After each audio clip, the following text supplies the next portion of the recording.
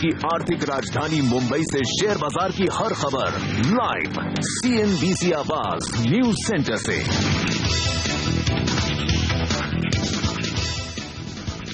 America से कमजोर संकेतों के बाद एशियाई बाजारों में नरमी। जापान का बाजार 0.5% नीचे, SGX निफ्टी में सुस्ती। कमजोर डॉलर से सोना चमका, भाव $1080 के ऊपर, लेकिन कच्चे तेल में सुस्ती कायम। ब्रेंट क्रूड $44 के करीब। केंद्रीय कर्मचारियों की सैलरी 23% बढ़ेगी। 7वें वेतन आयोग ने की सिफारिश।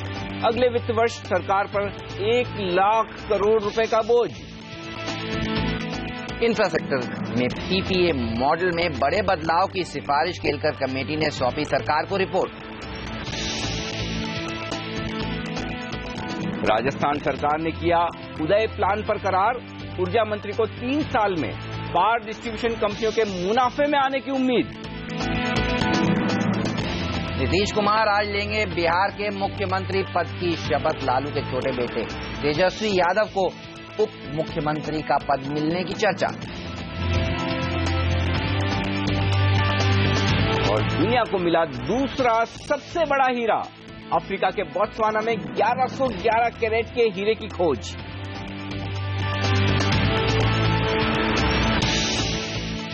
$1111 कैरेट का नहीं सही, लेकिन छोटे छोटे हीरों की तलाश आज हम आपके लिए फिर से करेंगे।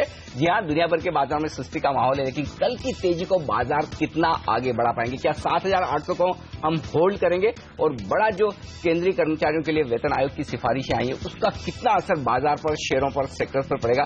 इस पर हमारा खास फोकस है आज। नमस्कार, मार्केट काउंटडाउन में आप सबका स्वागत है। मैं हूं अनिल सिंघवी। नमस्कार, और मैं हूं हेमंत घई। जी हां, हमने देखा कल एक शॉर्ट कवरिंग रैली भारतीय बाजारों में बनी और उसके चलते एक अच्छी रिकवरी देखने को मिली निचले स्तरों से। अब केवल 3-4 ट्रेडिंग सेशंस ही बचे हैं एक्सपायरी के लिए, और देखना होगा हफ्ते का आखिरी कारोबार दिन में आज कितनी और तेजी हम हासिल कर लेते हैं। लेकिन कल बाजार बंद होने के बाद जिस तरह से 7th पे कमीशन ने अपनी सिफारिशें पेश करी, अब मुझे लगता है ट्रेडर्स तो कल से ही उत्साहित थे इस रिपोर्ट के आने से पहले। आप देखिए 350 पॉइंट की रैली देखने को मिली, इसका काफी बड़ा कंट्रीब्यूशन इसमें था। लेकिन ये बताइए, कंजम्पशन से रिलेटेड स्टॉक्स और सेक्टर्स में आज फिर तेजी हो सकती है? बिल्कुल होनी चाहिए, और खास तौर से वाइट गुड्स, जिन्हें हम कहते हैं ना कि वो टीवी, फ्रिज, इस तरह की जो कंपनियां हैं, इनकी बिक्री में, एयर कंडीशनर्स, इनकी बिक्री में काफी बढ़ोतरी होने की उम्मीद है। इस बार सबसे अलग बात यह है कि एरियर्स नहीं है, यानी कि पिछला बकाया एक साथ पैसा नहीं आ रहा है। जनरली अगर बकाया पैसा एक साथ आए तो आपको बड़ी खरीदारी एक साथ होती दिखती है, जैसे कि कारें। तो इस बार बड़ी खरीदारी के बजाय छोटे छोटे आइटम्स जो है ना, तो वो ज्यादा फायदा, टू व्हीलर्स होंगे। बिल्कुल, आपने सही कहा। तो इस तरह की कंपनियों में डेफिनेटली एक माहौल बेहतरीन देखने को मिलेगा। और वैसे भी हेमंत हो क्या रहा है पिछले 4-5 दिनों से, सेक्टोरल चर्निंग। लोगों को तो एक मौका चाहिए कि कौन सा स्टॉक, कौन सा सेक्टर कब किस दिन चल सकता है। तो आज अगर इनका दिन हो तो कोई बड़ी बात नहीं। तो लेकिन ओवरऑल ये बात सही है कि जो ग्रामीण इलाकों में खास तौर से हम लगातार ये बात करें कि इकोनॉमी में रिवाइवल के संकेत नहीं है, ग्रोथ नहीं आ रही, वहां पर कंजम्पशन कम है, तो उसको बढ़ावा देने के लिए इससे बढ़िया बात आज कोई नहीं हो सकती। बिल्कुल, और मैं कुछ रिपोर्ट्स देख रहा था जिसमें वो कह रहे थे कि 95% पॉजिटिव इंपैक्ट जो आएगा वो अर्बन कंजम्पशन पर भी इसमें आएगा। तो ऑटो कंपनियों के ऊपर आज आपकी नजर होनी चाहिए, FMCG कंपनी, कंज्यूमर ड्यूरेबल्स कंपनियों पर नजर होनी चाहिए। विस्तार से इस रिपोर्ट पर बात करेंगे आगे इस शो में। आप बने रहिए, हम आपको बताएंगे ब्रोकरेज हाउसेस कौन से स्टॉक्स को खरीदने की बात कर रहे हैं। लेकिन सबसे पहले चलते हैं और जानते हैं एशियाई बाजारों से किस तरह के संकेत इस समय मिल रहे हैं। डिम्पी हमारे सहयोगी हमारे साथ जुड़ गए हैं। डिम्पी, बताइए किस तरह के संकेत हैं आज? एशियन मार्केट से आप ये समझ सकते हैं कि पूरी तरह से आज मुनाफा वसूली देखने को मिल रही है। हालांकि कुछ एक इंडिकेटर्स भी थे जो कि वहां की अर्थव्यवस्था और वहां के बाजार को इस समय डिराइव कर रहे हैं। जैसे बैंक ऑफ जापान ने ब्याज दरों में किसी तरह का कोई बदलाव नहीं किया। 2 दिन से बैठक चल रही थी, इसमें कोई बदलाव नहीं किया है। इसके अलावा जापान की अर्थव्यवस्था को लेकर थोड़ी चिंता है, क्योंकि लगातार 2 कॉन्सिक्यूटिव जो क्वार्टर्स रहे हैं उसमें थोड़ा ग्रोथ जो है नेगेटिव ही रही है। इसको लेकर थोड़ी चिंता बनी हुई है। इसके अलावा क्योंकि वो ज्यादातर इकोनॉमीज कमोडिटी बेस्ड है, इसलिए अगर वहां पे कमोडिटीज के दाम लगातार गिर रहे हैं और किसी तरह की कोई ऐसी रिपोर्ट या फिर ऐसी जानकारी नहीं मिल रही, हो सकता है आगे चल के दाम बढ़े। इस वजह से पूरी तरह से दबाव बना हुआ है, न केवल जापान पर बल्कि इसके अलावा और जैसे चाइना जो कि बड़ा आयरन ओर का एक्सपोर्टर भी है, उसके अंदर भी हमने देखा कि प्रेशर है, क्योंकि आयरन ओर के दाम बहुत तेजी से गिर रहे हैं। इसके अलावा अगर आप देखें तो सभी मार्केट्स के अंदर कुल मिलाकर आपको नुकसान या तो बढ़त दिखेगी तो बहुत मामूली दिखेगी। और ये भी बताइए कि यूएस मार्केट्स में जो बढ़त थी वो गवाई क्यों और लाल निशान में क्यों जाकर फिसले? असल में यूएस मार्केट में पिछले अगर आप हफ्ते भर का ट्रेंड देखेंगे तो आपको काफी तेजी के साथ ऊपर आता हुआ दिखेगा। जब फेड के मिनट्स आए थे उस समय भी ये उम्मीद थी कि शायद हो सकता है बाजार इतना तेज रिएक्शन न दे, लेकिन मार्केट का रिएक्शन अच्छा था क्योंकि अर्थव्यवस्था के जो आंकड़े, महंगाई के, लेबर को लेकर जो आंकड़े है उससे काफी हद तक फेड संतुष्ट दिखा। हालांकि लेबर रिफॉर्म्स और करने की बात भी उसने साफ साफ यहाँ पे कही है, उसको लेकर काफी तेजी आई थी। लेकिन कल का सेशन पूरी तरह से मुनाफा वसूली की चपेट में रहा। कच्चे तेल पे बहुत क्रिटिकली नजर है क्योंकि 40 के आसपास ठहरा हुआ है कई दिनों से। टूटेगा तो हो सकता है ज्यादा तेज नीचे से टूट जाए, 35-30 तक भी पहुंच सकता है। इस पे थोड़ा ध्यान देना होगा। कल हेल्थ केयर सेक्टर में थोड़ा सा दबाव आया क्योंकि फोरकास्टिंग जो है हेल्थ केयर की वो थोड़ी नेगेटिव बताएगी, उसमें कंसर्न्स थे, इसलिए इंश्योरेंस से जुड़ी हुई कंपनीज और हेल्थ केयर से जुड़ी हुई कंपनीज के अंदर कल नुकसान था। यही कल यूरोपियन बाजार में भी था। हालांकि थोड़ा सा आप आंकड़ों के लिहाज से देखेंगे तो यूरोपीय बाजार कल तेज था। वो इस वजह से क्योंकि 2-3 दिन की एक रुक रुक के जो आतंकी घटनाओं की बात सामने निकल के आ रही थी, उससे कल थोड़ा सा इन्वेस्टर ज्यादा कॉन्फिडेंस में आए और वहां पे खरीदारी की। ईसीबी ने यह कहा कि आगे चल के स्टिमुलस भी दे सकते हैं अर्थव्यवस्था को मजबूती देने के लिए। हालांकि कल जो एक कंसर्न जो यूरोपियन बाजारों में था वो था हाउसिंग सेक्टर, क्योंकि ब्याज दरें अगर यूएस में बढ़ती है तो हाउसिंग सेक्टर में यहां पे भी नुकसान होगा। बिल्कुल, शुक्रिया डिम्पी आपका इस जानकारी के लिए। चलिए, तो कोई खराब संकेत नहीं है आज ग्लोबल मार्केट से, अच्छे नहीं है तो कम से कम कमजोर संकेत नहीं है, ये एक अच्छी बात है। लेकिन एफआईआईज के बिकवाली अभी भी जारी है कैश मार्केट में। अच्छी बात यह है वो बिकवाली का सिलसिला था वो थोड़ा सा कम हुआ है, फिगर छोटा है 500 करोड़ से नीचे का 340 करोड़ के आसपास का, और डीआईआईज ने करीब 234 करोड़ रुपए की खरीदारी करी है। तो एफआईआईज भी लग रहा है बेच बेच कर थक रहे हैं हल्के हल्के। मुझे लगता है उसकी क्रेडिट ग्लोबल मार्केट्स को दी जानी चाहिए। जब दुनिया भर के बाजारों में गिरावट थमती नजर आ रही है तो जाहिर सी बात है कि जो इमर्जिंग मार्केट्स वाले फंड हैं, जो उभरते हुए देशों में पैसा लगाते हैं, ब्राजील, रशिया, हमारे देश हो गए, चीन हो गए, तो जाहिर सी बात है कि वहां पर उनके जो रिडम्पशन है, जो उनके इन्वेस्टर से पैसा निकाल रहे थे फंड में से और उन्हें मजबूरी में बेचना पड़ रहा था, वो दबाव थोड़ा सा कम हुआ है। बिल्कुल। तो इस लिहाज से ग्लोबल मार्केट्स अगर बेहतर होंगे तो जाहिर सी बात है कि एफआईआईज बेचेंगे नहीं। लेकिन जहां तक कल के आंकड़ों का सवाल है, अगर नेगेटिव देखना चाहे तो ये साफ है कि अभी भी कैश मार्केट में बिकवाली बंद नहीं हो रही है, लेकिन पॉजिटिव ज्यादा है नेगेटिव के बजाय। वो क्यों? पहली बात तो जैसा आपने कहा कि आंकड़े छोटे हो गए, सही बात है। दूसरी बात जो बड़ा पॉजिटिव है, जनरली एफआईआईज का मूड जब भी बदलता है, चाहे तेजी की तरफ चाहे मंदी की तरफ, वो बदलता है, पहले संकेत मिलता है वायदा कारोबार से। इसलिए मैं अगर शॉर्ट टर्म मूवमेंट देखना हो बाजार का कि तुरंत क्या हो सकता है, तो उसके लिए मैं वायदा कारोबार के आंकड़े देखता हूं। अब वायदा कारोबार के आंकड़ों में क्या अहम है कल के आंकड़ों में? पहला तो है कि 23 करोड़ की खरीदारी इंडेक्स फ्यूचर्स में हुई, कोई बड़ी नहीं है, लेकिन इसमें बड़ी बात क्या है कि लगातार दूसरा दिन ऐसा है जहां पर मंदी की पोजीशन काटने का सिलसिला एफआईआईज ने शुरू किया है। तो अब वो बहुत ज्यादा इस लेवल पर मंदी में नहीं आ रहे हैं, ये एक अच्छा संकेत है। दूसरा संकेत है स्टॉक फ्यूचर्स में 390 करोड़ की खरीदारी का आया है, और ये बहुत ही बड़ा पॉजिटिव है। कैसे? कई दिनों बाद स्टॉक फ्यूचर्स में पहली बार एफआईआईज ने फ्रेश खरीदारी की है, नई खरीदारी की है। मंदी की पोजीशन तो काटी ही है और नई खरीदारी की है। और अगर आप आगे चल के कैश मार्केट में खरीदारी का आंकड़ा देखना चाहते हैं तो उससे पहले आपको 2-3 दिन ये आंकड़ा देखना बहुत जरूरी है कि स्टॉक फ्यूचर्स में एफआईआईज खरीदारी करे, और ये आंकड़ा पहली बार आया है कई दिनों बाद आज। तो उस लिहाज से मैं ये मानता हूं कि इस आंकड़े की अहमियत सबसे ज्यादा है। अब तीसरी बात, एफआईआईज चूंकि मंदी तो नहीं कर रहे हैं इंडेक्स फ्यूचर्स में, तो फिर क्या कर रहे हैं? फिर उन्होंने किया है 2480 करोड़ की खरीदारी का ऑप्शंस में आंकड़ा। अब इसमें क्या हुआ है? इसमें एक तरफ कॉल ऑप्शंस खरीदे गए, दूसरी तरफ उन्होंने अपनी मंदी की पोजीशन भी काटी है। जो कॉल ऑप्शन उनके शॉर्ट किए थे वो भी उन्होंने कवर किए। तो ये आंकड़े भी पॉजिटिव साइड पर ज्यादा है बजाय नेगेटिव के। तो वायदा कारोबार के आंकड़े बहुत बेहतर है, और इन आंकड़ों के दम पर आप एक बात पक्के तौर पर कह सकते हैं कि निचले स्तरों से थोड़ा थोड़ा सपोर्ट खरीदारी का मिलेगा, आपको शॉर्ट कवरिंग का मिलेगा। ठीक उसी तरह जैसे 4 दिन पहले क्या दिख रहा था कि आंकड़ों में जैसे आप ऊपर जाएंगे, कैश मार्केट में इतनी भारी भरकम बिकवाली है कि जैसे ऊपर जाएंगे एफआईआईज बेचेंगे। अब उस रुझान में बदलाव आ रहा है, और बदलाव ये आ रहा है कि बजाय ऊपर में बिकवाली के डर के अब आप ये कॉन्फिडेंस लाइए कि नीचे के लेवल पर थोड़ी थोड़ी खरीदारी आएगी। ऑलराइट, चलिए, और अगर ये खरीदारी आएगी तो शॉर्ट कवरिंग मूव्स देखने को मिलेंगे। ध्यान रखिए केवल 3 ट्रेडिंग सेशंस ही बचे हैं एक्सपायरी के लिए आज के जोड़कर, क्योंकि अगले हफ्ते बुधवार को भारतीय बाजार 25 तारीख को बंद है। तो कैसी रणनीति आपको बनानी चाहिए आज के दिन? शॉर्ट कवरिंग में कौन से स्टॉक में ज्यादा तेजी देखने को मिलेगी, सब पर बात करेंगे ब्रेक के बाद।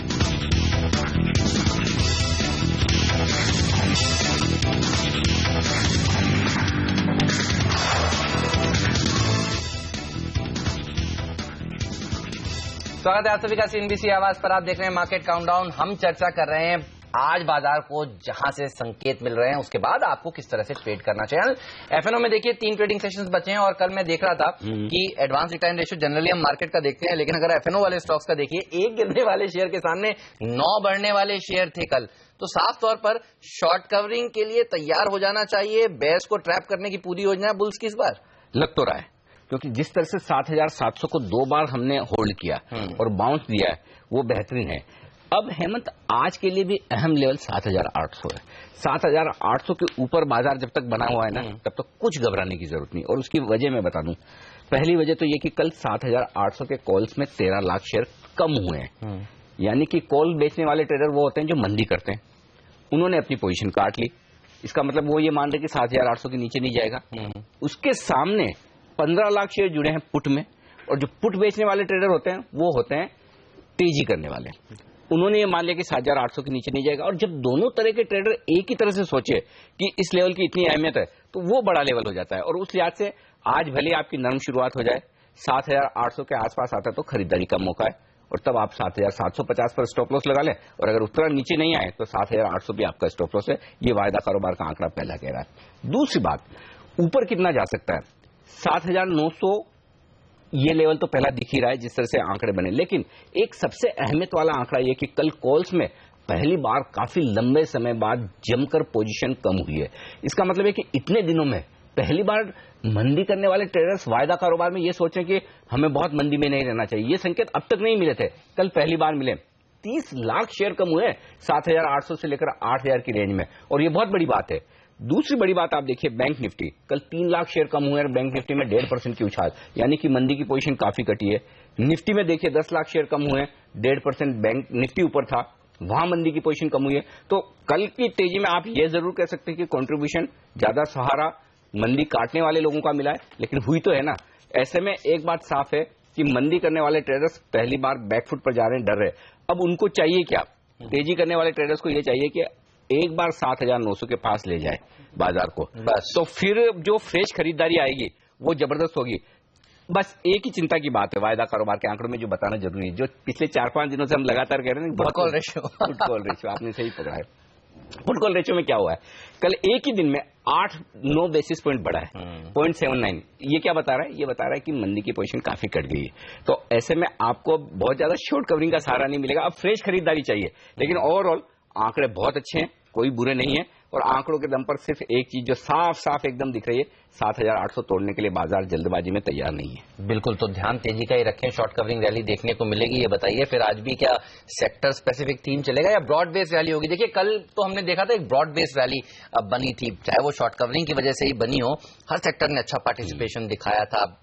350 पॉइंट की एक दिन में तेजी, उससे एक दिन पहले गिरावट के बाद, लेकिन पूरा हफ्ता अगर आप देखें तो 4 में से 3 दिन तो तेजी ही हुई है। तो बुल्स का पलड़ा भारी लग रहा है अनडाउटेबली, बिल्कुल निश्चित तौर पर।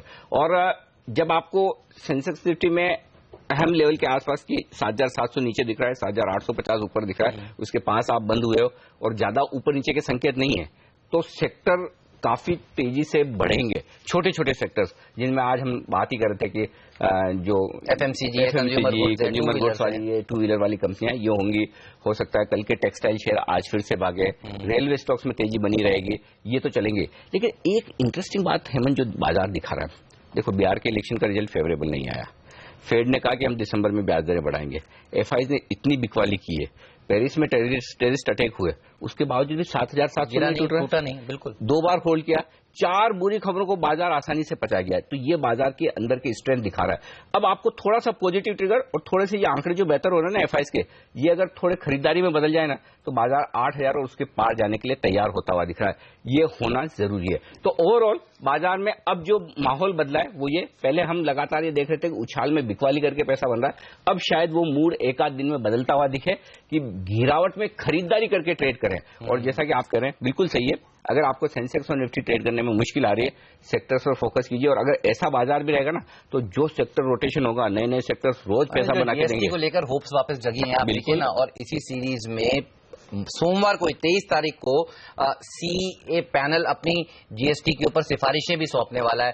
तो बुल्स का पलड़ा भारी है और देखिए खबरें भी देखिए मदद कर रही हैं। तो खराब खबरों को पचा रहा है बाजार और अच्छी खबरों के ऊपर रिएक्शन दे रहा है। चलिए, तो ध्यान तेजी का रखना चाहिए, लेकिन आज जो सबसे ज्यादा एक्शन देखने को मिलेगा जिस खबर से, वो है 7th पे कमीशन की जो रिपोर्ट कल पेश हुई है। जी हां, 7वें वेतन आयोग की सिफारिशों के बाद केंद्रीय कर्मचारियों की वेतन में 23.5% की बढ़ोतरी की जाएगी। इससे बाजार को कितना फायदा होगा और कौन कौन से शेयर्स हैं, स्टॉक्स हैं जहां पर आज आपकी नजर होनी चाहिए, बताने के लिए डिम्पी हमारे साथ जुड़ चुके हैं। डिम्पी, बताइए कहां रखी नजर आज? देखिए हेमंत, जब भी पैसा आपकी जेब में आता है तो फौरी तौर पर जहां जहां खर्च होगा वहीं वहीं कंपनीज को सीधा सीधा इसका इम्पैक्ट पड़ेगा। और हमने पूरे एक सेक्टर का, अलग अलग सेक्टर के कुछ एक कंपनीज निकाली जहां पे सीधा असर इसका आएगा, जो पे कमीशन की जो सिफारिशें जिसमें आपकी तनख्वाह बढ़ रही है।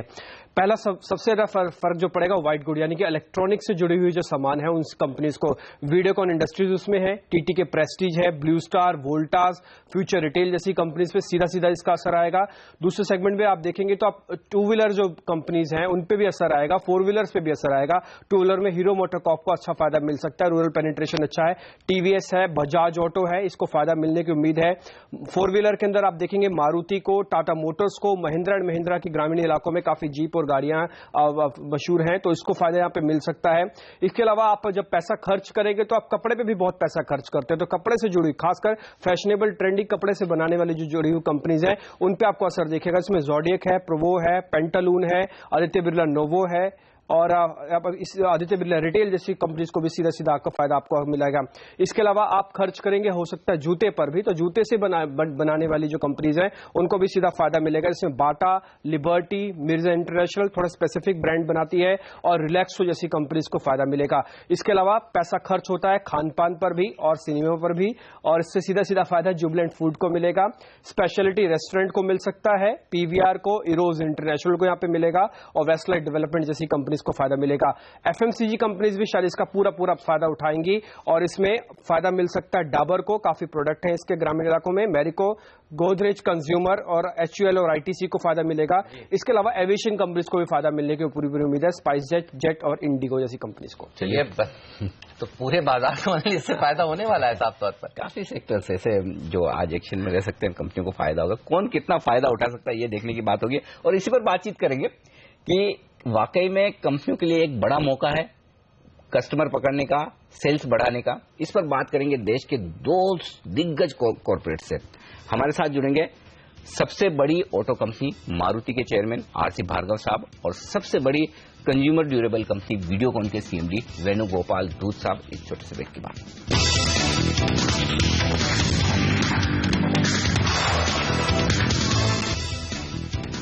और कल 7वें वेतन आयोग की जो सिफारिशें आई हैं उनका कितना फायदा मिलेगा केंद्रीय कर्मचारियों को और उसका फायदा जो वो खरीदारी में करने वाले हैं उससे कंपनियों को कितना फायदा होगा, इकोनॉमी को कितना फायदा होगा, इस पर हमारी खास बातचीत देश की सबसे बड़ी ऑटो कंपनी मारुति के चेयरमैन आरसी भार्गव साहब हमारे साथ इस वक्त कार्यक्रम में शामिल हो रहे हैं। भार्गव साहब नमस्कार, स्वागत है आपका सीएनबीसी आवाज पर।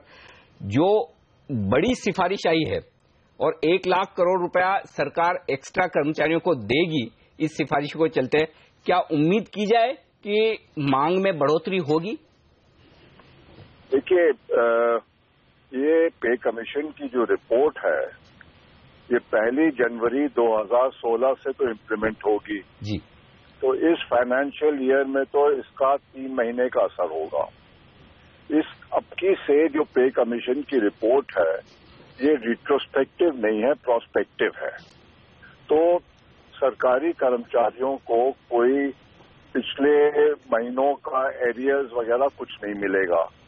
तो पहली पे कमीशन की रिपोर्टें आती थी उसमें काफी एरियर्स मिल जाते थे और उस एरियर्स की वजह से एक दफे जब लमसम आता था लोगों के हाथों में तो वो खरीदारी करते थे, गाड़ी भी खरीदते थे। अबकी से ऐसा कोई लमसम किसी को मिलने वाला नहीं है और जो तनख्वाह बढ़ेंगी उसकी कई जरूरतें होंगी सिविल सर्वेंट की, क्योंकि ये 10 साल बाद इंक्रीमेंट आता है पे कमीशन का और इस 10 साल में उनका जो पिछला इंक्रीमेंट होता है वो काफी इरोड होके और काफी तंगी हो जाती है सिविल सर्वेंट को। तो ये समझना कि एकदम से बहुत तो उनके पास पैसे हो जाएंगे, मेरी समझ में तो ये सही नहीं है। आप किसी सिविल सर्वेंट से बात करिए, मेरा अंदाजा ये है कि वो आपको यही बताएंगे कि इससे हमको कोई बहुत ज्यादा हाथ में पैसे नहीं मिलेंगे। भार्गव साहब, ब्रोकरेज हाउसेज और एक्सपर्ट्स तो कह रहे हैं कि बहुत बड़ा बूस्ट होगा, और आप इंडस्ट्री जो चला रहे हैं खुद, वो आप कह रहे हैं कि इतना अच्छा डिमांड नहीं देखने को मिलेगी। ये थोड़ी सी विरोधाभास सी बात लग रही है, क्योंकि आप ज्यादा बेहतर समझते हैं इन चीजों को। ये बताइए तो क्या नहीं हो सकता है मेरी समझ गलत है, ब्रोकरेज सही है, और उनकी समझ अगर सही है तो मुझको तो बड़ी खुशी होगी कि गाड़ियां और बिक जाएंगी। क्योंकि मैं कई ब्रोकरेज हाउसेज की रिपोर्ट्स पढ़ रहा था, इस रिपोर्ट के आने से पहले भी और आने के बाद भी, वो सब एक सुर में यही कह रहे हैं, 2 व्हीलर्स की डिमांड, 4 व्हीलर्स की डिमांड, कंजम्पशन की डिमांड बढ़ेगी। ये बताइए अगले वित्त वर्ष में तो ये आपको बढ़ती हुई दिखेगी इसके चलते? देखिए, जो थोड़ी सी इनकम बढ़ जाएगी सरकारी अफसरों की, तो हो सकता है कुछ केसेस में उनकी एबिलिटी EMI देने की बढ़ जाएंगी, मगर उससे मैं नहीं समझता कि जो असर पिछले पे कमीशन में हुआ था, जब लोगों को काफी ज्यादा लमसम अमाउंट मिल गया था, वो असर इस अब से पे कमीशन के बाद मेरे समझ में तो आएगा नहीं। जी, बहुत बहुत शुक्रिया भार्गव साहब आपका हमारे लिए वक्त निकाल कर आज सुबह इस मुद्दे पर अपनी राय देने के लिए। तो मारुति के चेयरमैन कहते हुए कि इस बार चूंकि एक साथ बड़ा पैसा नहीं आ रहा है, तो शायद बड़ी कंपनियों के लिए, 4 व्हीलर कंपनियों के लिए उतना फायदा ना हो जितना पिछली बार हुआ था। लेकिन एक और सेक्टर है जहां फायदा होना लगभग निश्चित दिख रहा है, वो है कंज्यूमर ड्यूरेबल्स की कंपनियां। और देश की सबसे बड़ी कंज्यूमर ड्यूरेबल कंपनी वीडियोकॉन के CMD वेणुगोपाल धूत साहब हमारे साथ इस वक्त फोन लाइन पर। धूत साहब नमस्कार, स्वागत है आपका भी CNBC आवाज पर। इस बार तो लगता है ज्यादा फायदा आपकी कंपनियों को ही मिलेगा, क्योंकि पैसा बड़ा नहीं आने वाला है, एरियर नहीं आने वाला है, टुकड़ों टुकड़ों में ही आएगा, तो जाहिर सी बात है कि खरीदारी आपके यहाँ ज्यादा होगी। हाँ, ये बात तो सही है कि पे कमीशन ने बहुत अच्छा काम किया है, और इतनी बड़ी 23.7% का जो बड़ा कर दिया है उनका पे स्केल, तो लोगों के हाथ में पैसे रहेंगे, और ये पैसा जो है कम से कम 1 करोड़ सेंट्रल गवर्नमेंट के लोग और 1 करोड़ वैसे ही स्टेट गवर्नमेंट के लोगों के हाथ में चला जाएगा। तो 2 करोड़ लोग जो है इनके पास जो पैसा रहेगा वो खर्चा करेंगे, और सबसे ज्यादा उनकी इच्छा रहेगी कंज्यूमर ड्यूरेबल में खर्चा, तो वो लोग खर्चा करते ही रहेंगे, और उनको देख के भी उनके नेबर भी खर्चा करेंगे। तो इस प्रकार से कंज्यूमर ड्यूरेबल इंडस्ट्री के लिए एक गुण है, और अभी कंज्यूमर ड्यूरेबल वैसे भी अच्छी चल रही है, दिवाली और अच्छी गई है, और दिसंबर भी बहुत अच्छा गया है। तो इस प्रकार से ये जो पे स्केल का रिवीजन किया है वो अच्छे टाइम पे आया है, और ये जरूरी भी था कि देश में सेंट्रल गवर्नमेंट, स्टेट गवर्नमेंट के लोगों को बहुत कम सैलरी मिल रही है, तो उनको सैलरी बढ़ा के मिलना जरूरी था, और इस प्रकार से उनके हाथ में जो पैसा जाएगा उसका या कंज्यूमर ड्यूरेबल के तो लिए उपयोग करेंगे, और उनकी स्टैंडर्ड ऑफ लाइफ भी बढ़ेगी। और एक बार देखिए, सरकार आजकल बहुत खर्चा कर रही है, उनके टैक्सेस भी बढ़ रहे हैं, और जब ये टैक्सेस बढ़ रहे हैं तो उसका ये दुरुपयोग नहीं कर रहे, पर सदुपयोग कर रहे हैं। जैसे ये पे स्केल में पैसा दिया, अब और भी पैसा वो दे रहे, people who are living at the bottom of pyramid, इनके लिए प्राइम मिनिस्टर की बहुत कुछ करने की इच्छा है, तो उनके हाथ में भी पैसा जा रहा है। बिल्कुल, तो ये काफी बड़ा बूस्टर है धूत साहब, आप कह रहे हैं, मान भी रहे हैं। और अब 23 नवंबर अगले हफ्ते GST के ऊपर CEA पैनल भी अपनी रिपोर्ट सौंप रहा है। माना यही जा रहा है कि सरकार पूरी कोशिश करेगी GST को भी लागू करने की। ये बताइए आपकी कंपनी को कितना फायदा होता हुआ दिख रहा है इन सब कदमों से? मेरी वीडियोकॉन कंपनी को तो कंज्यूमर ड्यूरेबल में इसका बहुत फायदा होगा, क्योंकि मेरे जो लोग हैं वो परचेज करने वाले लोग कई शहरों में रहने वाले नहीं हैं, और ना तो वो बड़े बड़े लोग जो है वो वीडियोकॉन का प्रोडक्ट लेते हैं। वीडियोकॉन का प्रोडक्ट तो product for the middle class, और वो प्रोडक्ट फॉर ऑल ऐसे ही वीडियोकॉन के प्रोडक्ट है। तो इन लोग जिसके पास पैसा नहीं है उसके हाथ में अगर पैसा जाता है, तो वीडियोकॉन कंपनी के लिए, कंज्यूमर ड्यूरेबल के लिए तो बहुत ही अच्छी सुविधा है।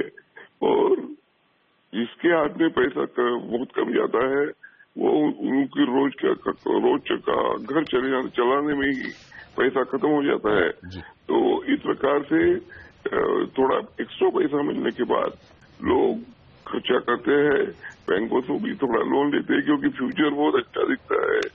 और इस प्रकार से कंज्यूमर ड्यूरेबल के लिए तो ये अच्छा हुआ है। बहुत अच्छी बात है कि कंज्यूमर ड्यूरेबल कंपनी के लिए बड़ी फायदे की बात है। बहुत बहुत शुक्रिया दूध साहब आपका हमारे लिए वक्त निकालने के लिए और अपनी राय देने के लिए। तो खुश है कंपनियां, खासतौर से जहां बड़े पैसे की जरूरत नहीं है, कंज्यूमर ड्यूरेबल्स यानी कि फ्रिज, टीवी, एयर कंडीशनर, इस तरह की चीजें खरीदने के लिए शायद ये वेतन आयोग की सिफारिशें बड़ी कारगर साबित होगी। ब्रेक का वक्त है, ब्रेक के बाद टॉप 10 स्टॉक्स जो आज रहेंगे एक्शन में, पक्के तौर पर बड़ा एक्शन ऊपर या नीचे की तरफ दिखेगा। देंगे सारी खबरें आपको इस ब्रेक में।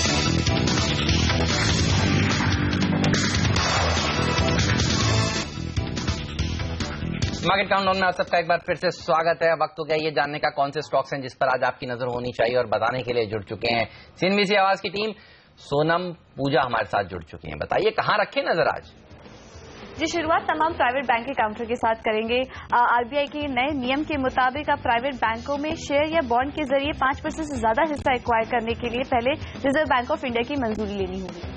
सन फार्मा रडार पर बना रहेगा। सन फार्मा की सब्सिडी टैरो ने विंड पावर प्रोजेक्ट में $25 करोड़ का निवेश करने का फैसला लिया है, लेकिन कंपनी बाजार इससे खुश नहीं है, जहां पर कंपनी ये कदम उठाया है अपने टैक्स खर्च को कम करने के लिए, लेकिन बाजार का मानना है कंपनी इन पैसों का सही इस्तेमाल नहीं कर रही है।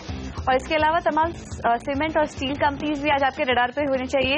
8 कोर ब्लॉक के जरिए आज से सीमेंट और स्टील कंपनियों से बोली मंगवाई जाएगी और चौथे चरण में 114 करोड़ टन कोयले की नीलामी होगी।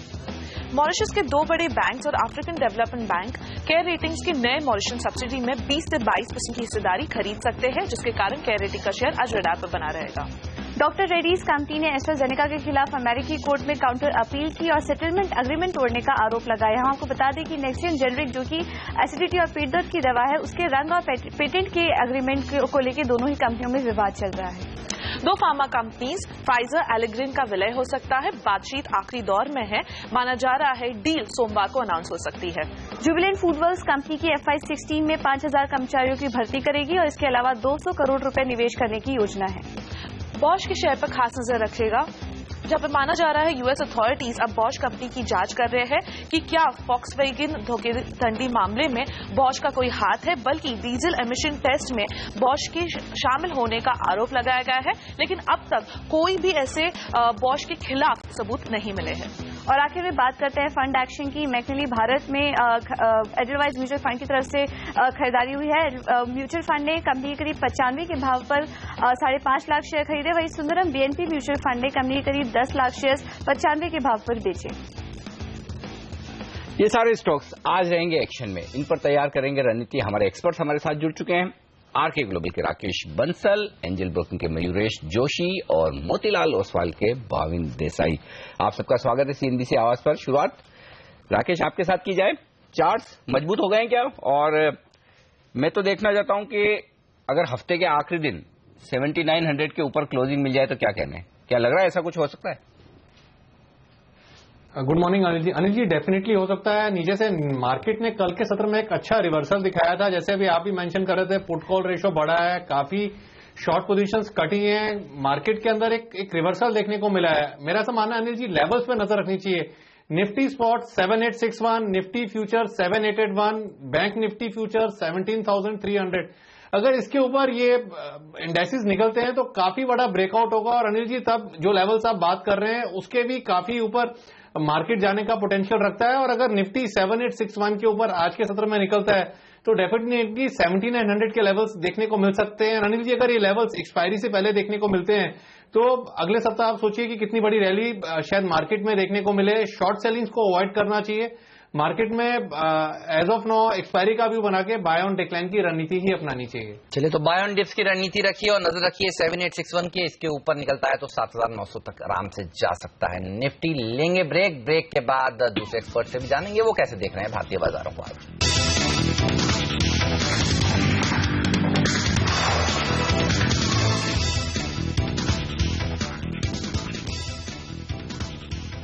हमारे एक्सपर्ट हमारे साथ है राकेश बंसल और साथ ही भाविन देसाई भी हमारे साथ हैं इस वक्त, और मयूरेश जोशी, तीनों ही एक्सपर्ट हमारे साथ हैं। शुरुआत करते हैं अब वायदा कारोबार की रणनीति के साथ। भाविन, क्या ये समझना ठीक है कि 7800 का लेवल अब बड़े सपोर्ट के तौर पर आ गया है और इसे आसानी से तोड़ेंगे नहीं, और अगर आज फिर थोड़ी कमजोरी के साथ शुरुआत हो जाए जैसा एसजीएक्स निफ्टी दिखा रहा है तो वहीं खरीद लेना चाहिए निफ्टी?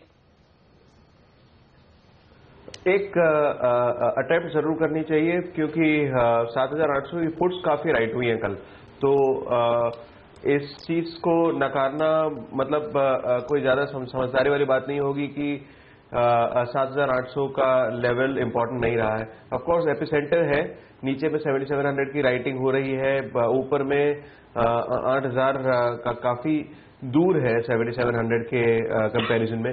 तो ये सारी चीजें एक तरफ झुकाव जरूर करती है और हल्की सी नरमी आती है, तो 20-30 पॉइंट 7,800 से दूर अगर आप हैं तो एक तेजी का सौदा लेके काम करने में समझदारी होगी। ऑलराइट, चलिए ये तो बात निफ्टी की, लेकिन ये बताइए राकेश, बैंक निफ्टी ये किस तरह से आज ट्रेड कर सकता है, क्योंकि इसका बड़ा हाथ होगा आज भी अगर तेजी होती है। 17,000 के ऊपर बंद तो हुआ कल, क्या और ऊपर जा सकता है और यहाँ पर कौन से लेवल्स होंगे जिस पर नजर होगी? हेमंत, अगर बैंक निफ्टी में देखें तो 16,000 नीचे में 16,800 के अराउंड बैंक निफ्टी ने एक डबल बॉटम लगाया है और एक क्लियर रिवर्सल के संकेत हैं।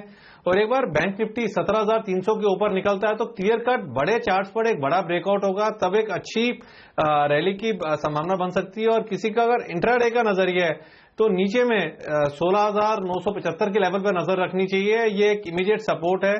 बैंक निफ्टी में भी एक रिवर्सल बना हुआ है, chances of rally in bank Nifty ज्यादा लगते हैं। मयूरेश जी, ये जो कल 7वें वेतन आयोग के लिए जो सिफारिशें आई, दमदार 1 लाख करोड़ रुपए बंटने वाले हैं इन सारे कर्मचारियों में, जो आज थीम है, सब जगह सब लोग बात करें कि बड़ा फायदा होगा कंपनी को। मैं तो आपसे सिंपल सवाल ही जानना चाहता हूं, अगर आपको इसके बेसिस पर कोई 2 शेयर खरीदने हो, वो कौन से होंगे? Morning Anil ji, I think clearly जो बेनिफिट्स हैं are coming to come through for the 2 wheelers, जहाँ पे एक वॉल्यूम ग्रोथ देखने मिल सकती है, या 4 व्हीलर्स में जो एंट्री लेवल को सपोर्ट करते हैं। तो मेरे ख्याल से I think Bajaj Auto, Maruti Suzuki, probably अगर हम ऑटो स्पेस की बात करें तो आई थिंक वहां पे एक वॉल्यूम ग्रोथ देखने मिल सकती है। And again I think festive season को हम एक्सक्लूड करते हैं as part of how the volume growth will pan out आगे जाते वक्त। तो मुझे लगता है I think Bajaj Auto, Maruti Suzuki एक बेनिफिशरीज होंगे। और कंज्यूमर ड्यूरेबल्स भी एक इंपॉर्टेंट सेगमेंट हो सकता है अनिल जी, क्योंकि आई थिंक जैसे डिस्पोजेबल इनकम हाथों में पड़ेगी, आई थिंक एक जो वैल्यू चेन में बढ़ोतरी की उम्मीदें रखते हैं लोग, उसमें मेरे हिसाब से I think stocks like symphony can largely benefit. Manish, ये भी बताइए बॉश के स्टॉक में आज किस तरह का इंपैक्ट आपको देखने को मिलेगा? हमें लगा था कि फॉक्सवैगन के चलते सारी दिक्कतें सॉल्व हो गई हैं, जितना गिरना था मदरसन गिर चुका है, लेकिन अब खबरें ये आ रही हैं कि विदेश में, यूएस में खासतौर पर फॉक्सवैगन जो स्कैंडल था उसमें अब बॉश के ऊपर भी जांच शुरू हो चुकी है। भारत में लिस्टेड बॉश के ऊपर कुछ असर देखते हैं आप इस पे? सो क्लियरली एक सेंटिमेंटल इम्पैक्ट आ सकता है, बट हमने अभी तक I think you not presume anything in terms of what a financial impact will be. तो मेरे हिसाब से आई थिंक प्रिज्यूम या अज्यूम करना चीजें based on certain facts which are going on there एक थोड़ा दिक्कत भरा हो सकता है। तो मुझे लगता है I think wait and watch करना चाहिए, बट यस आई थिंक आज की ट्रेड के लिए एटलीस्ट आई थिंक एक सेंटिमेंटल नेगेटिव हो सकता है। अब ये 19,000 रुपए का स्टॉक है, तो ये पूछने में भी डर लगता है भाविन से कि क्या वायदा कारोबार में से शॉर्ट करना चाहिए, लेकिन भाविन चूंकि खबर है और हमने पहले भी देखा कि इस तरह की खबरों के दम पर मदरसन सुमी में बड़ी तेज गिरावट हुई थी, तो एक सवाल तो बनता ही है। आप बता ही दीजिए कि बॉश को शॉर्ट करना चाहिए, मंदी करना चाहिए? जो ट्रेडर थोड़ा रिस्क ले सकते हैं, इतने बड़े शेयर में खेलना जानते हैं, उनके लिए राय दे दीजिए। कोई ऐसा ऑप्शन में कोई ऐसी एक्टिविटी होती नहीं है जहां पे मैं आपको एक क्लियर कट राय दे पाता कि भाई बिल्कुल कोई तकलीफ नहीं है, एक लिमिटेड लॉस स्ट्रैटेजी के साथ काम कर सकते हैं, पर ऐसा है नहीं। और फ्यूचर्स में भी काफी कोई लिक्विडिटी होती नहीं है। बावजूद इसके यदि आपको ट्रेड करना ही है तो रिस्क रिवॉर्ड ऐसे कंपेलिंग नहीं है जहां पे सौदा कर सकते हैं। तो प्रोबेबली एक इंट्राडे के लिए 9,300 के करीब, 9,277 की क्लोजिंग है, तो करीबन कुछ 50-70 रुपए ऊपर की स्टॉप लॉस रख के कहीं पे एक शॉट बना के 100-125 150 रुपए तक की मूव के लिए ट्रेड कर सकते हैं। पर ये ऐसा स्टॉक है नहीं जहां पे ऐसे 100-200 रुपए की मूवमेंट ट्रेड की जाए, तो मेरे हिसाब से तो अवॉइड ही करना चाहिए। फ्यूचर में सौदा लेना है तो 19,350 के करीब की स्टॉप लॉस, कंपल्सिवली सौदा लेना है तो 19,350 की स्टॉप लॉस के साथ काम कर सकते हैं। ऑलराइट, चलिए शुक्रिया आपका इस स्टॉक पर राय देने के लिए, लेकिन लेंगे एक छोटा सा ब्रेक के बाद भी कई इंटरेस्टिंग स्टॉक्स पर बात करेंगे। आप बने रहिए CNBC आवाज।